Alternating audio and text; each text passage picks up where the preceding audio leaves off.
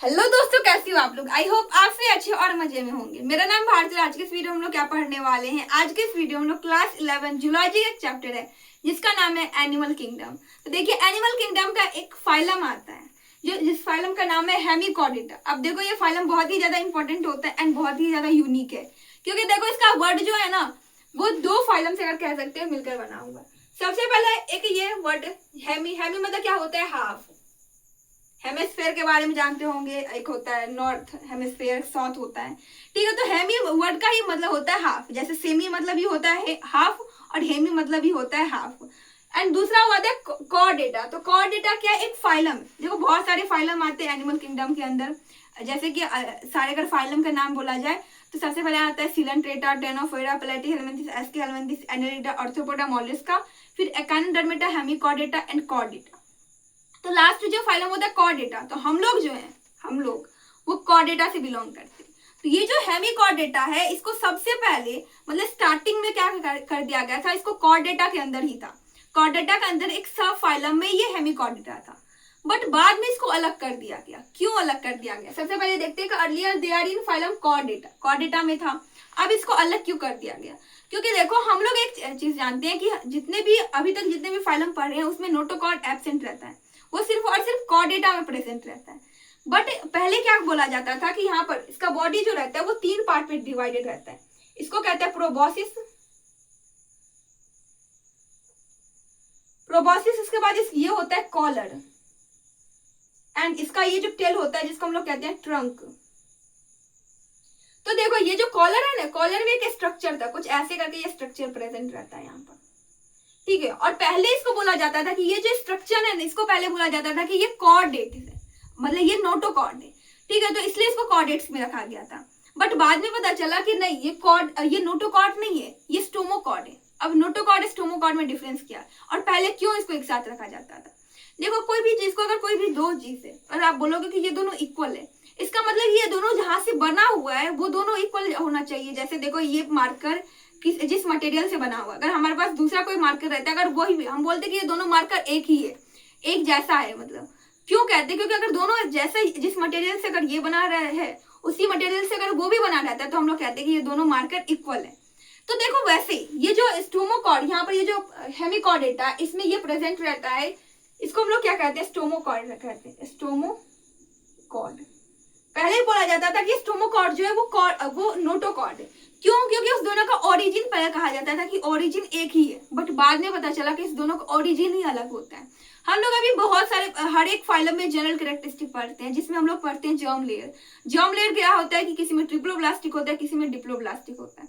अब देखो जिसमें ट्रिप्लोब्लास्टिक होता है उसमें 3 जर्म देखने को मिलती है, एक्टोडर्म, इंडोडर्म, मीसोडर्म। तो देखो कुछ हमारे बॉडी का ऑर्गन है जो इक्टोडर्म से बना हुआ रहता है, तो हम लोग कहते हैं उसको इक्टोडर्मली डिराइव्ड। कुछ इंडोडर्म से बना हुआ रहता है जिसको हम लोग कहते हैं इंडोडर्मली डिराइव्ड। कुछ मीसोडर्म से बना हुआ रहता है जिसको हम लोग कहते हैं मीसोडर्मली डिराइव्ड। तो ये जो स्टोमोकॉर्ड है ये क्या है, ये इक्टोडर्मली डिराइव्ड है, इक्टोडर्मली derived.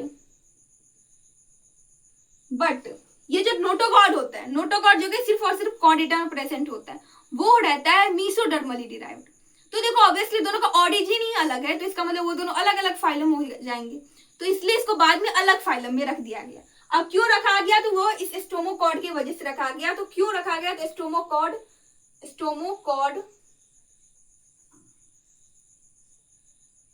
That is ectodermally derived. But पहले बोला जाता था कि ये मीसोडर्मली डिराइव्ड है। ठीक है, तो इसके लिए इसको क्या बना दिया गया, अलग फाइलम बना दिया गया। और इसके 3 है, प्रोबॉसिस होते हैं, कॉलर होता है एंड स्टोमोकॉर्ड रहता है। प्रोबॉसिस, कॉलर एंड ट्रंक होते हैं। कॉलर में क्या रहता है, ये स्टोमोकॉर्ड देखने को मिलता है। अब ये जो स्टोमोकॉर्ड होता है ये होता है रूडिमेंट्री स्ट्रक्चर।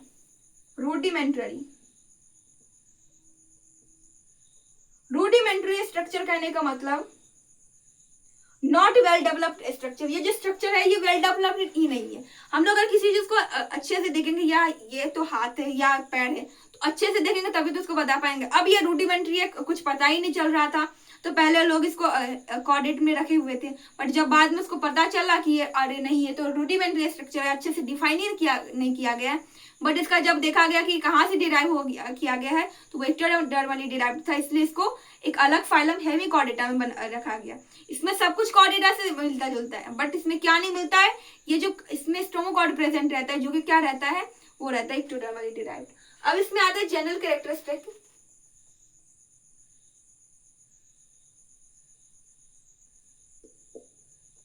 जनरल कैरेक्टरिस्टिक में सबसे पहले वन में आता है हैबिटेट। हैबिटेट, तो हैबिटेट में ये क्या होता है, एक्सक्लूसिवली मरीन।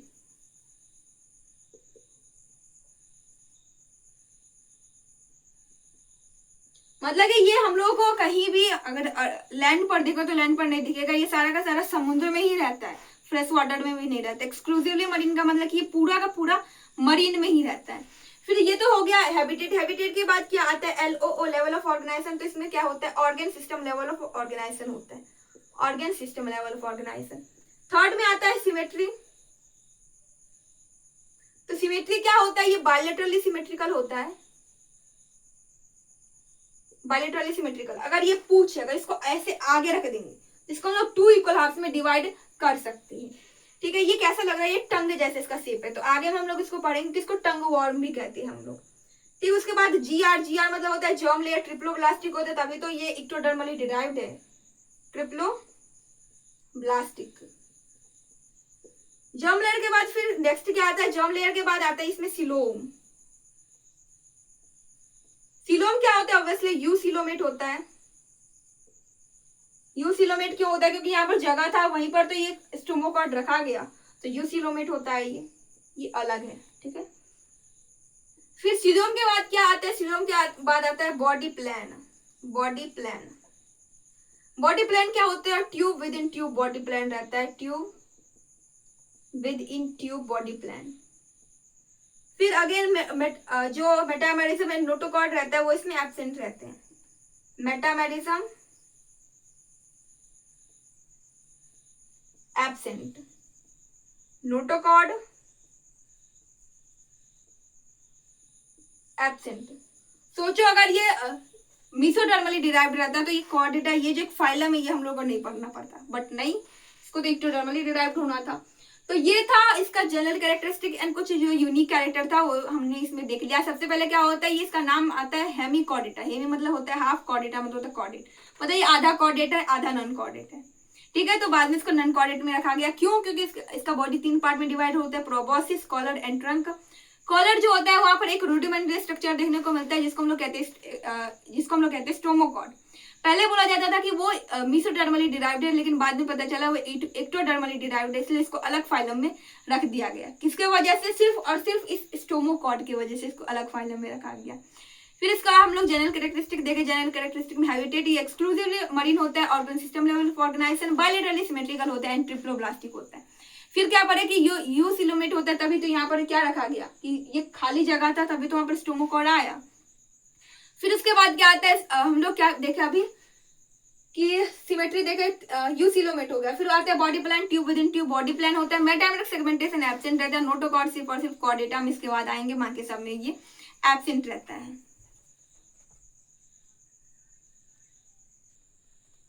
अब देखो इसका फिजियोलॉजी देखते हैं। फिजियोलॉजी में सबसे पहले आता है डाइजेस्टिव सिस्टम। तो देखो इसमें digestive system complete digestive system ही होगा, क्योंकि हम लोगों में भी कंप्लीट डाइजेस्टिव सिस्टम होता, और ये पहले कॉर्डेटा था, तो हम लोग खुद से इसमें सब कुछ रिलेट कर सकते हैं। तो इसमें डाइजेस्टिव सिस्टम जो होता है वो होता है कंप्लीट डाइजेस्टिव सिस्टम देखने को मिल जाती है। फिर आता है रेस्पिरेटरी सिस्टम। रेस्पिरेटरी सिस्टम के लिए यहाँ पर क्या प्रेजेंट रहता है, गिल्स रहता है, क्यों, क्योंकि ये एक्वेटिक फॉर्म रहती है, एक्सक्लूसिवली मरीन, एक्वेटिक हुआ तो इसमें क्या रहता है, गिल्स प्रेजेंट रहते हैं रेस्पिरेशन के लिए। देन होता है सर्कुलेटरी सिस्टम। सर्कुलेटरी सिस्टम इसमें क्या रहता है, ओपन सर्कुलेटरी सिस्टम रहता है, ओपन CS। याद करने का ट्रिक अगेन मैं बता रही हूँ, एंथे होता है, एंथे। तो देखो H मतलब यहाँ पर आता है हेमिकॉर्डेटा, A मतलब होता है आर्थ्रोपोडा, N मतलब होता है नॉन सेपरेटेड मॉलिस्का, T मतलब होता है ट्यूनिकेटा जो कि कॉर्डेटा में आते हैं, वो भी एक्सक्लूसिवली मरीन ही होते हैं। H मतलब होता है हेमिकॉर्डेटा, E मतलब होता है एकांडर्मेटा। तो यहाँ से याद करने का ट्रिक है ये कि H मतलब हो गया हेमिकॉर्डेटा, मतलब हेमिकॉर्डेटा में ओपन सर्कुलेटरी सिस्टम होता है। देन होता है एक्सक्रीटरी सिस्टम। हम लोग यहाँ पर डायग्राम जो बनाए थे तो वहां पर सबसे पहले ये पार्ट देखे थे जिसको हम लोग क्या कहते हैं, प्रोबॉसिस कहते हैं। तो यहाँ पर क्या रहता है, प्रोबॉसिस ग्लैंड रहता है जो कि क्या करता है, एक्सक्रीशन में हेल्प करता है, मतलब जो भी एक्सक्रीशन वो यहाँ से होता है। फिर रहता है यहाँ पर रिप्रोडक्शन, ये होता है यूनिसेक्सुअल, मतलब मेल और फीमेल सेपरेट रहते हैं इसमें। फर्टिलाइजेशन सेक्सुअली, सॉरी यूनिसेक्सुअल रहता है, सेक्सुअली रिप्रोड्यूस करते हैं। एंड फर्टिलाइजेशन क्या होता है, एक्सटर्नल होता है, एक्सटर्नल। एंड डेवलपमेंट इसमें इनडायरेक्ट रहता है, इनडायरेक्ट। ठीक है, तो इसका फिजियोलॉजी में सबसे पहले आ गया digestive system, complete digestive system होगा। रेस्पिरेटरी सिस्टम के लिए गिल्स प्रेजेंट रहता है। Circulatory system open circulatory system होता है। ट्रिक क्या है, एंथी है। फिर क्या आता है, फिर उसके बाद आता है एक्सक्रीटरी सिस्टम, जिसमें के लिए इसके प्रोबोसिस ग्लैंड रहते हैं। रिप्रोडक्शन यूनिसेक्सुअल रहते हैं, सेक्सुअली रिप्रोड्यूस करते हैं। फर्टिलाइजेशन एक्सटर्नल होते हैं। एंड डेवलपमेंट इसमें इनडायरेक्ट डेवलपमेंट होता है, मतलब ये बहुत सारे स्टेज से पास होते हैं। मॉर्फोलॉजिकली बहुत सारे स्टेज से पास होते हैं, मतलब कि ये जब पैदा हुआ था तो कुछ अलग दिखता था, बड़ा होने के बाद, एडल्ट होने के बाद ये अलग दिखने लग गया। ठीक है, फिर उसके बाद आता है इसके एग्जाम्पल, 2 ही एग्जाम्पल है बट नाम पढ़ने में बहुत ही ज्यादा दिमाग खाता है। वो होता है बेलेनोग्लोसिस, बेलेनोग्लोसिस। दूसरा होता है सेकोग्लोसिस। देखो 2 ही एग्जाम्पल है इसमें, बेलेनोग्लोसिस, सेकोग्लोसिस। ये दोनों क्या है, इस दोनों की वजह से ये पूरा एक अलग फाइलम बन गया। ठीक है, इस दोनों का हम साथ में बोले, ये तो इसका साइंटिफिक नेम हो गया। कॉमन नेम क्या होता है, तो कॉमन नेम दोनों को एक साथ बोल दिया जाता है, टंग वॉर्म। हम लोग इसका अगर डायग्राम देख रहे थे तो हम लोग ऐसे देखे थे, ये पूरा ऐसे जीव के जैसे बना हुआ रहता है। ठीक है, तो ये जीव के जैसे बना हुआ रहता है, टंग के जैसे रहता है, इसलिए इसका टंग वॉर्म नाम पड़ गया। तो ये था पूरा हेमीकॉर्डेटा। आई होप कर लो समझ में आ गया होगा। सबसे पहले हम शुरू से लास्ट तक समझते हैं। हेमी मतलब हाफ होता है, कॉर्डेटा मतलब कॉर्डेट होता है, आधा कॉर्डेट होता है और आधा ये नॉन कॉर्डेट से, तो इसलिए इसको नॉन कॉर्डेट्स में रख दिया गया है, क्योंकि बीच में किसी को अच्छा नहीं रहता है। ठीक है, क्यों रखा गया, क्योंकि इसके अंदर कॉलर में एक रुडिमेंट्री स्ट्रक्चर रहता है जिसको स्ट्रोमोकॉर्ड कहते हैं, वो एक्टोडर्मली डिराइव्ड होता है। बट नोटोकॉर्ड में जो जो कॉर्डेटा में जो नोटोकॉर्ड रहता है वो क्या होता है, वो मेसोडर्मली डिराइव्ड रहता है, और जिसकी वजह से ये अलग फाइलम बन गया। ठीक है, ये क्या है, ये एक्टोडर्मली डिराइव्ड है। एंड जो नोटोकॉर्ड होता है वो मेसोडर्मली डिराइव्ड होता है, दोनों का ऑरिजिन ही अलग हो गया। फिर जनरल कैरेक्टरिस्टिक पड़े, ये एक्सक्लूसिवली मरीन होता है, organ system level of organisation होता है, बायलेटरली सिमेट्रिकल होता है, ट्रिप्लोब्लास्टिक होती है। फिर देखें सिलोम, इसमें यूसिलोमेट होता है। फिर tube with in tube body plan होता है, मेटामेरिक सेगमेंटेशन, नोटोकॉर्ड एब्सेंट रहता है। फिर इसका जो हम लोग डायग्राम देखें, यूनिक कैरेक्टर, उसमें 3 पार्ट होते हैं, प्रोबोसिस होता है, कॉलर होता है, ट्रंक होता है। कॉलर वही होता है जहां पर हम लोग को स्टोमोकॉर्ड देखने को मिलता है। रुडिमेंट्री स्ट्रक्चर होता है। रुडिमेंट्री स्ट्रक्चर मतलब ये हुआ कि वो नॉट वेल डेवलप्ड स्ट्रक्चर होते हैं। फिर इसका हम लोग फिजियोलॉजी पढ़े। फिजियोलॉजी में क्या होता है, digestive system, complete digestive system होता है। रेस्पिरेटरी सिस्टम, रेस्पिरेशन के लिए गिल्स प्रेजेंट रहता है। ओपन सर्कुलेटरी सिस्टम रहते हैं। एक्सक्रीशन के लिए यहाँ पर प्रोबोसिस ग्लैंड प्रेजेंट रहते हैं। फिर आता है रिप्रोडक्शन, यूनिसेक्सुअल रहता है, सेक्सुअली रिप्रोड्यूस करते हैं। फर्टिलाइजेशन एक्सटर्नल होते हैं, डेवलपमेंट इनडायरेक्ट रहता है। फिर इसका हम लोग एग्जांपल देखें। एग्जांपल में क्या आता है, 2 ही एग्जांपल आते हैं, एक होता है बेलेनोग्लोसिस, दूसरा होता है सेकोग्लोसिस। प्रोनाउंस करना सीख जाइए, बेलेनोग्लोसिस एंड सेकोग्लोसिस, दोनों को हम लोग टंग वॉर्म कहते हैं।